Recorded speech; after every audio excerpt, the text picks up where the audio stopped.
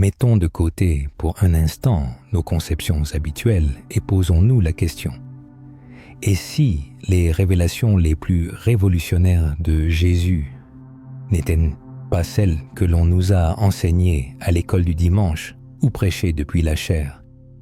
Supposons qu'il existait des vérités plus profondes, cachées, si transformatrices et libératrices qu'elles représentaient une menace pour les institutions religieuses établies, des enseignements révélant le pouvoir infini de l'esprit humain, l'étincelle divine qui sommeille en chacun de nous, et la possibilité que le royaume des cieux ne soit pas une demeure lointaine, mais une réalité que nous pouvons éveiller ici et maintenant.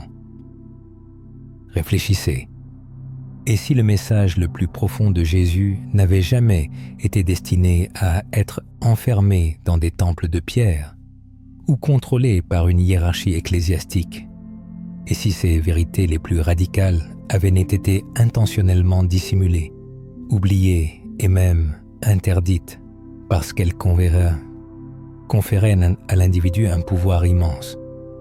Et si je vous disais qu'en découvrant ces enseignements oubliés, vous pourrez transformer votre vie en accédant à une sagesse cachée depuis des siècles? Nous entreprendrons un voyage fascinant à travers les labyrinthes des enseignements mystérieux et interdits de Jésus, qui furent persécutés par l'Église. Nous explorerons ses instructions sur l'esprit, la conscience et la véritable nature de la force divine qui réside en chacun de nous. Au terme de ce chemin, vous verrez Jésus non seulement comme une figure historique, mais comme un maître de sagesse éternelle qui s'adresse directement à l'âme humaine. Et permettez-moi de vous faire une promesse. La dernière révélation que je partagerai sera la plus puissante de toutes, une vérité capable de changer radicalement votre perception de la vie, de l'univers et même de vous-même. Je suis convaincu que les découvertes que vous allez entendre ne se contenteront pas de vous surprendre, mais vous amèneront peut-être à reconsidérer vos croyances sur la foi, la spiritualité et les enseignements de Jésus. Alors, commençons notre exploration. Lorsque Jésus a proclamé « Le royaume de Dieu est au-dedans de vous », il n'utilisait pas une simple métaphore poétique. Il pointait vers une réalité spirituelle profonde. La divinité ne réside pas dans des temples et ne nécessite pas de prêtres comme intermédiaires, car elle réside dans la conscience de chaque être humain. Cet enseignement, s'il est pleinement accepté, abolit tout besoin de contrôle religieux extérieur. Il transfère l'autorité suprême non pas à l'Église, mais à l'esprit éveillé de celui qui cherche. Imaginez le danger que représentait cette idée pour l'Église primitive, qui consolidait son pouvoir politique dans les siècles qui ont suivi Jésus. Si les gens prenaient conscience que la présence divine était en eux, ils n'auraient plus besoin de prêtres comme intermédiaires, ni de rituels pour obtenir le salut. Ils reconnaîtraient leur propre esprit, leur conscience intérieure, comme le temple sacré de Dieu. C'est précisément pourquoi de tels enseignements ont souvent été rejetés, réinterprétés ou tout simplement supprimés.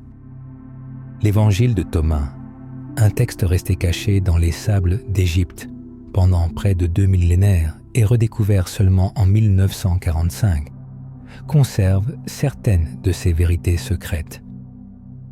Jésus y déclare: si vous faites sortir ce qui est en vous, ce que vous ferez sortir vous sauvera. Si vous ne faites pas sortir ce qui est en vous, ce que vous ne ferez pas sortir vous détruira.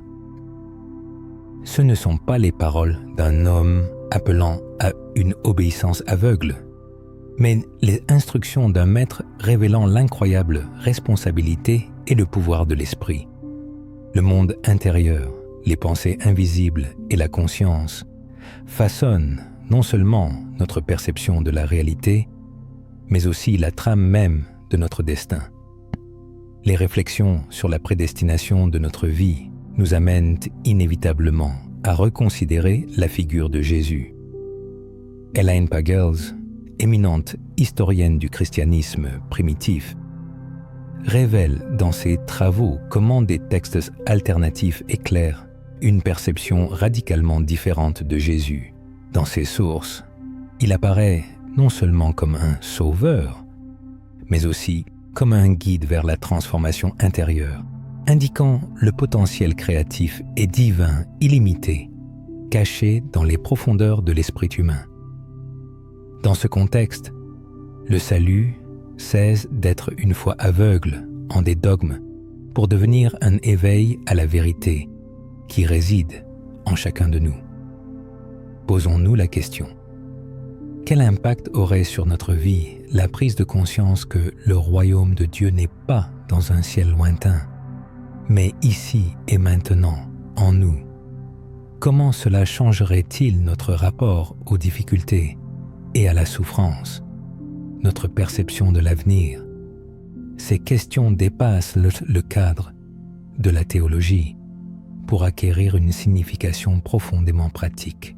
Car lorsque Jésus parlait de la foi, il n'entendait pas simplement la foi en sa personne, mais une confiance profonde dans la puissance de l'Esprit unie à la volonté divine. Rappelons-nous ces paroles. Si vous aviez de la foi comme un grain de sénévé, vous diriez à cette montagne: « Transporte-toi d'ici à là », et elle se transporterait.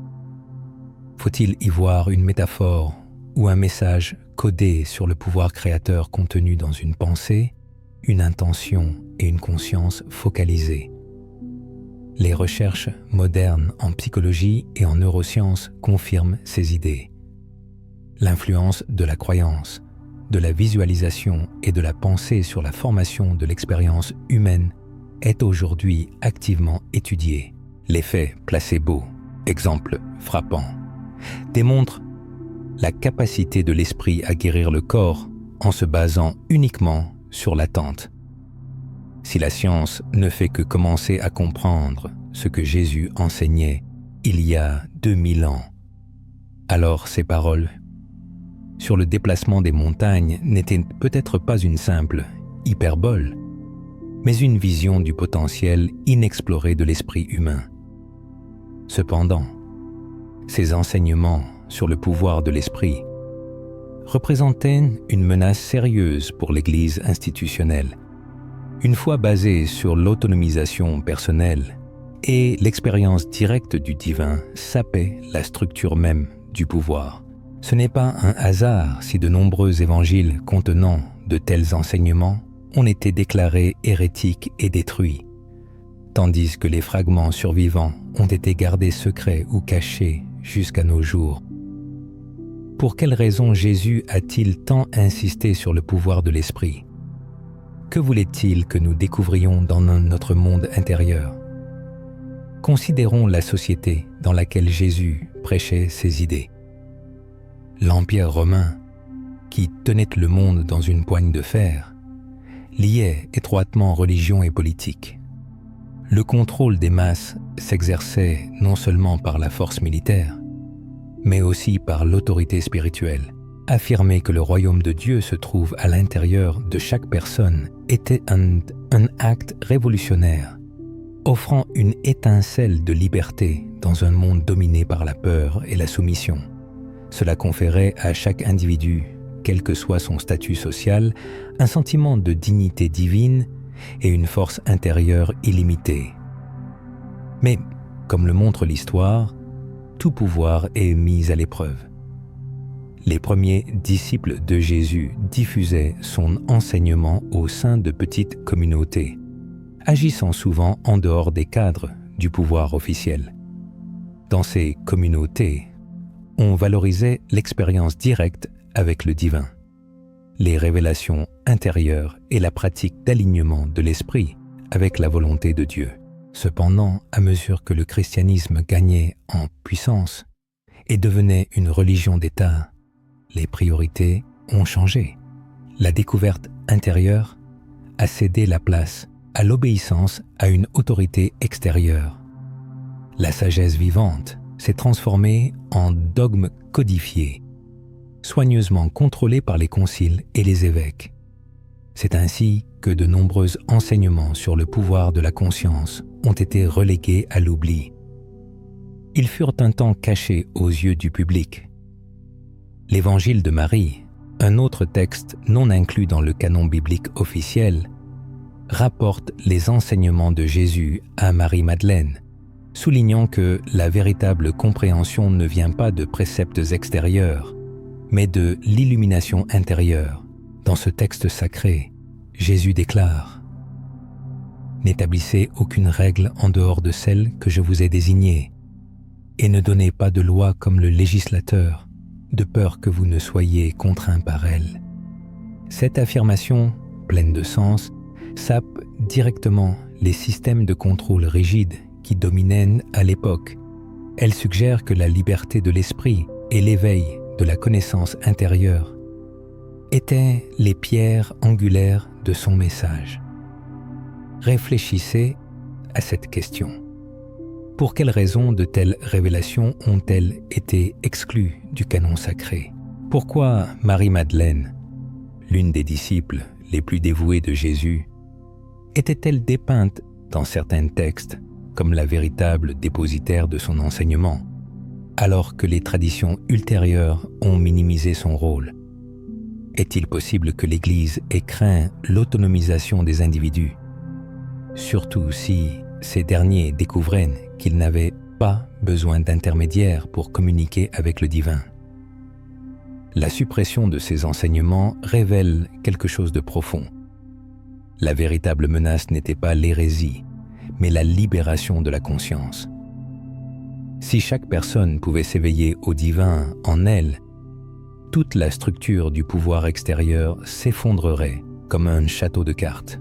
Le salut cesserait d'être une marchandise offerte par l'Église pour devenir un éveil accessible dans les profondeurs silencieuses de l'esprit humain.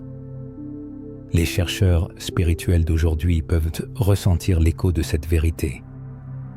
Lorsque vous apaisez vos pensées, lorsque vous tournez votre attention vers l'intérieur, ne ressentez-vous pas une immensité en vous? Cette présence subtile, cette lumière au-delà du bavardage mental, c'est ce que les mystiques de différentes traditions appellent l'étincelle divine. Jésus, semble-t-il, pointait sans cesse vers cette même réalité. Ces paraboles sur les graines, la lumière, les trésors cachés et les pièces de monnaie perdues ne sont pas de simples leçons de morale. Ce sont des métaphores du voyage intérieur de l'âme. Rappelez-vous, la parabole du grain de sénévé. Il a comparé le royaume de Dieu à la plus petite des graines, qui devient la plus grande des plantes du jardin. Le message est clair. Même le plus infime changement de conscience, la plus petite étincelle de foi, a le potentiel de grandir en quelque chose d'immense et de transformateur. Cela commence discrètement dans le terreau de l'esprit, mais se ramifie bientôt à l'extérieur en une nouvelle manière de vivre, de percevoir et d'être. Et pourtant, l'Église a, pendant des siècles, mis l'accent sur la soumission plutôt que sur l'autonomisation. Le concile de Nicée, tenu en 325, où fut débattu le canon des Écritures, a délibérément exclu de nombreux textes axés sur l'illumination personnelle. Seuls les écrits qui soutenaient une autorité centralisée furent conservés comme orthodoxes.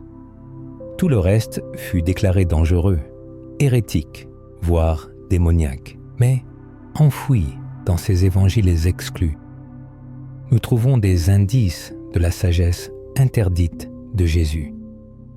La conscience humaine, lorsqu'elle s'éveille, peut refléter la réalité divine elle-même. N'oublions pas que Jésus a aussi proclamé « Vous êtes des dieux ». Cette affirmation stupéfiante, rapportée dans l'évangile de Jean, n'était pas un lapsus.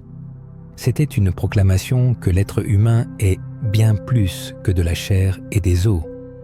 En nous sommeille un principe créateur, ce même principe qui a donné naissance à la création. Si cette étincelle divine existe en nous, alors le pouvoir de l'esprit n'est pas simplement psychologique, il est spirituel. C'est le moyen même par lequel nous participons au déploiement de la réalité.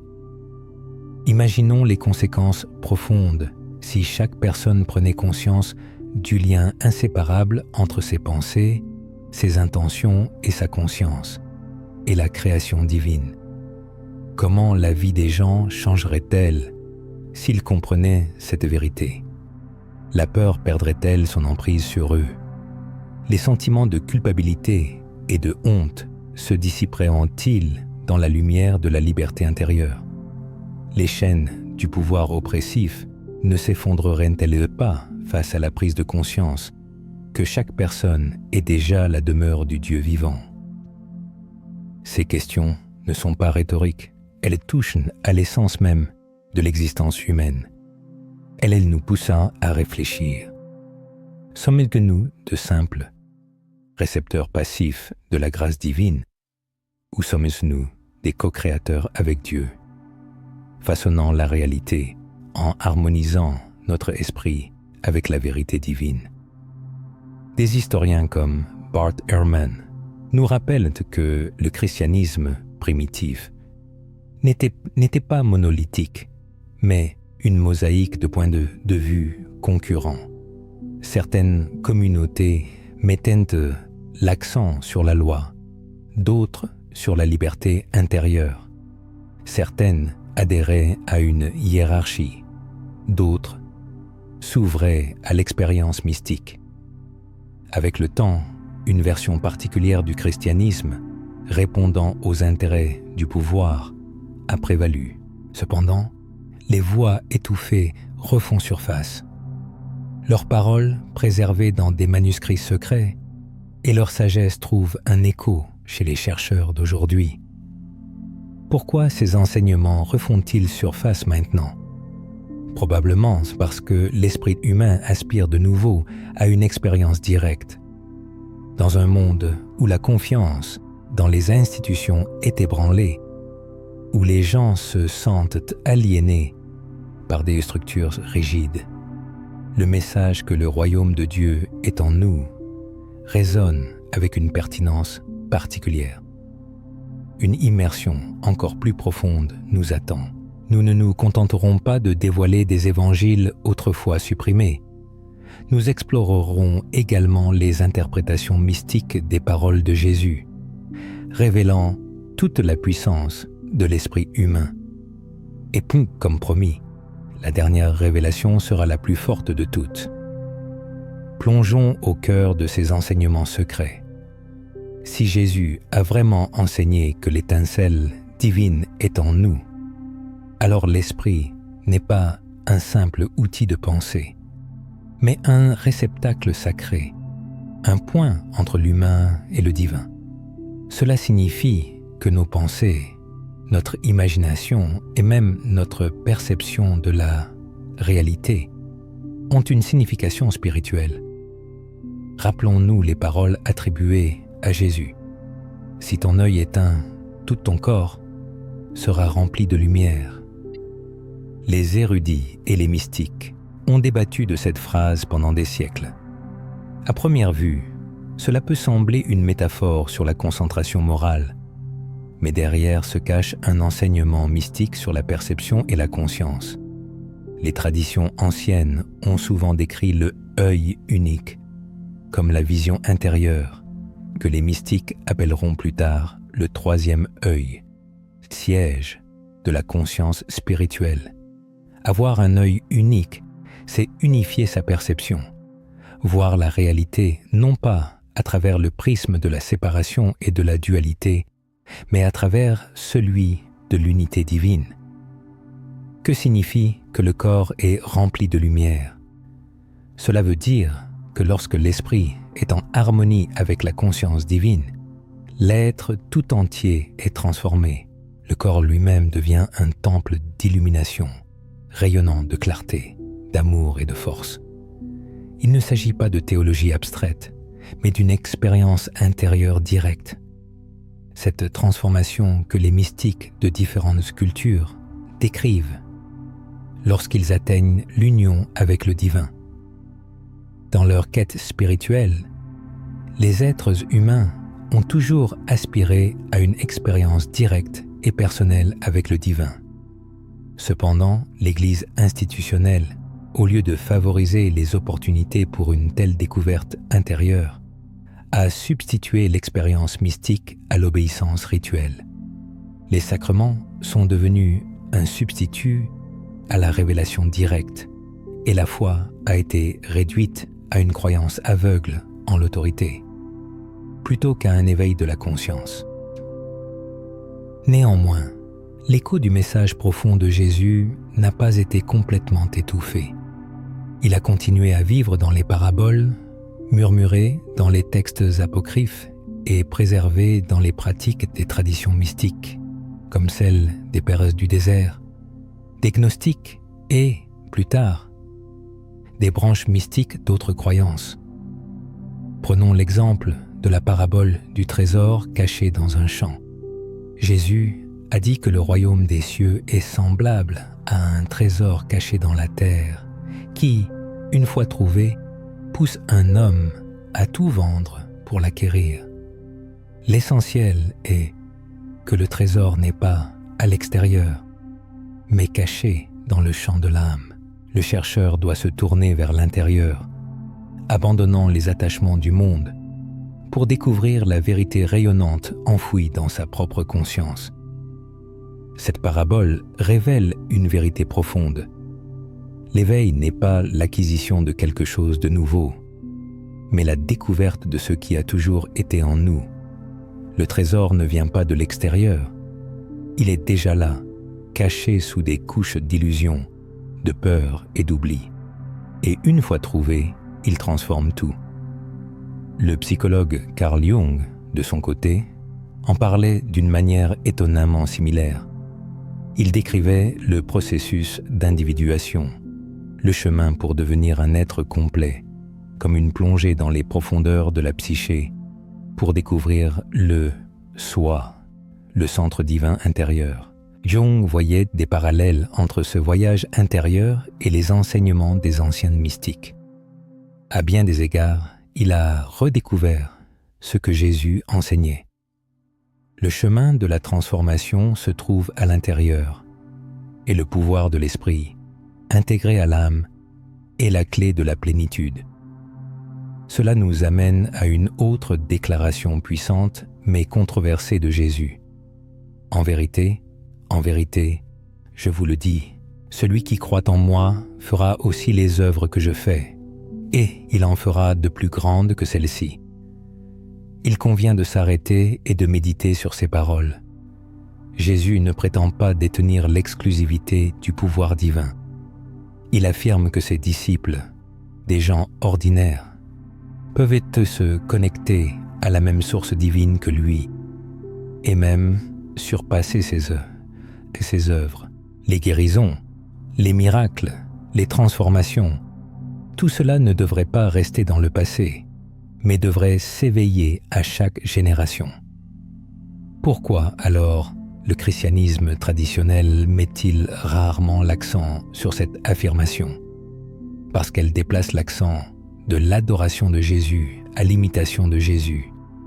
Elle suggère que Jésus n'est pas venu pour être placé sur un piédestal, mais pour nous montrer ce qui est possible pour l'esprit et l'âme humain lorsqu'ils sont en harmonie avec Dieu. Il est plus facile et plus sûr pour les institutions de le présenter comme un être inaccessible, saint et différent, dont le pouvoir ne peut être reproduit, que de reconnaître que sa mission était de révéler notre propre potentiel. Il est évident qu'un tel enseignement aurait représenté un danger considérable pour l'Église. Des personnes croyant sincèrement en leur capacité à accomplir des œuvres plus grandes que celles de Jésus ne se soumettraient guère à une hiérarchie religieuse. Elles se reconnaîtraient comme des co-créatrices avec Dieu, habilitées à manifester la volonté divine. De telles personnes ne pourraient être contrôlées par la peur de la damnation, car elles auraient connu le paradis en elles-mêmes. Beaucoup de ces enseignements ont été réinterprétés ou passés sous silence. L'esprit humain était présenté comme quelque chose de faible, sujet au péché et au vice, alors que sa vraie nature est d'être un instrument divin. Le salut était recherché dans les rituels extérieurs et l'autorité de l'Église, et non dans le monde intérieur. Malgré cela, les échos persistants des enseignements interdits nous rappellent que Jésus voyait dans l'esprit humain une force sacrée capable de transformer la réalité. Ces guérisons étaient souvent conditionnées par la foi, et il disait « Ta foi t'a sauvé », attirant l'attention sur l'harmonie intérieure, la croyance et la conscience de la personne comme source de guérison. Il ne soulignait pas seulement son pouvoir, mais aussi le potentiel de l'esprit humain uni à la vérité divine. La science moderne le confirme à travers la médecine psychosomatique, la méditation et la psychologie de la croyance. Lentement mais sûrement, on redécouvre ce que Jésus savait déjà. Nos pensées et nos perceptions ont une profonde influence sur notre santé physique, notre bien-être émotionnel et même sur la réalité elle-même. Quel changement se produirait dans votre vie si vous croyiez pleinement au pouvoir de votre esprit? Quelle montagne déplaceriez-vous? Quelle guérison autoriseriez-vous? Et quelle nouvelle réalité créeriez-vous?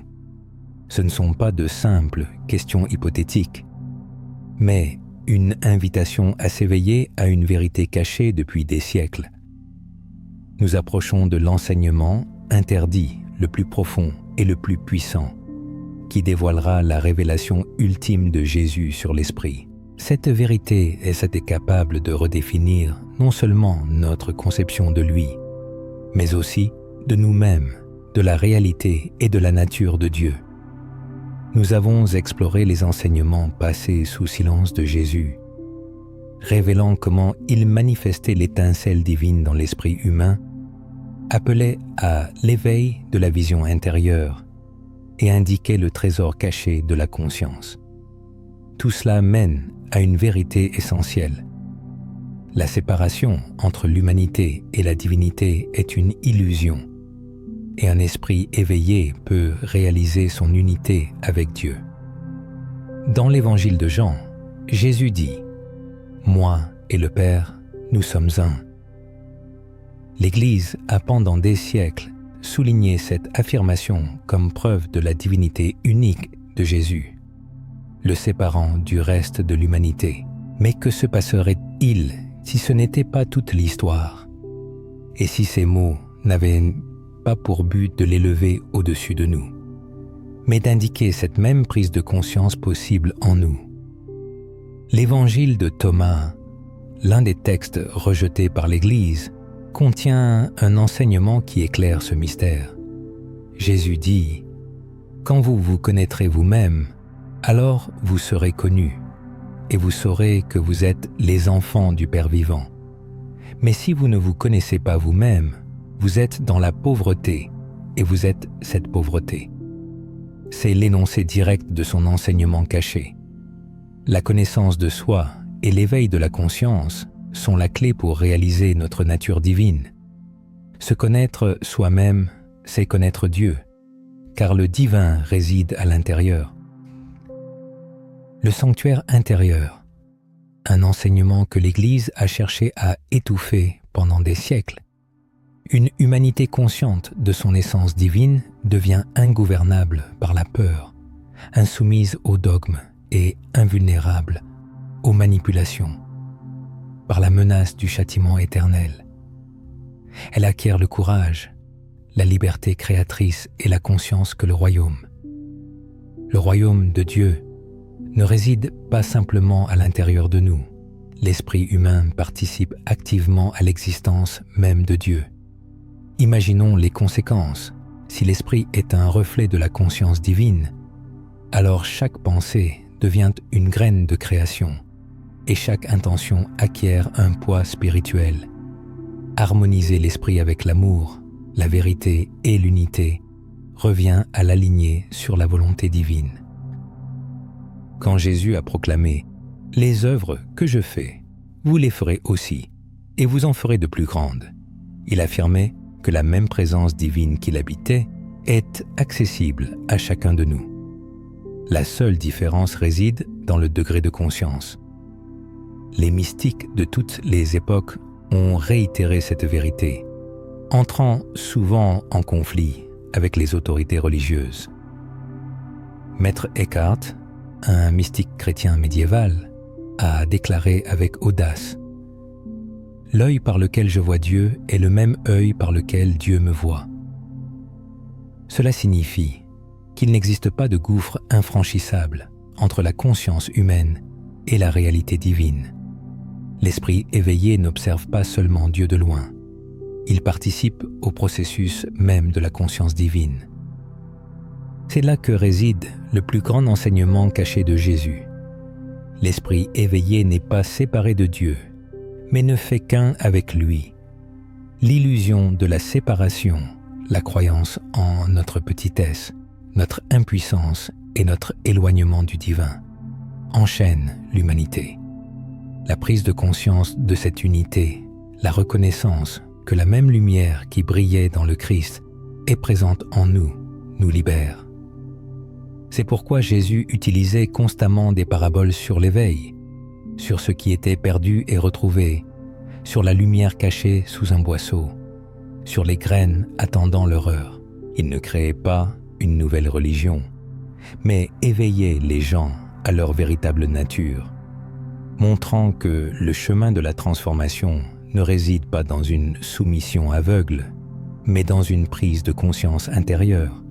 Cependant, parce que cet enseignement sape l'autorité des pouvoirs extérieurs, il a été réduit au silence, réprimé et déclaré hérétique.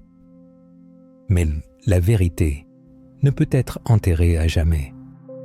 Aujourd'hui, des chercheurs spirituels du monde entier redécouvrent ce qui fut autrefois interdit. Le plus grand don de Jésus à l'humanité n'est pas seulement le salut après la mort, mais la libération de l'esprit dans cette vie même. Posez-vous la question.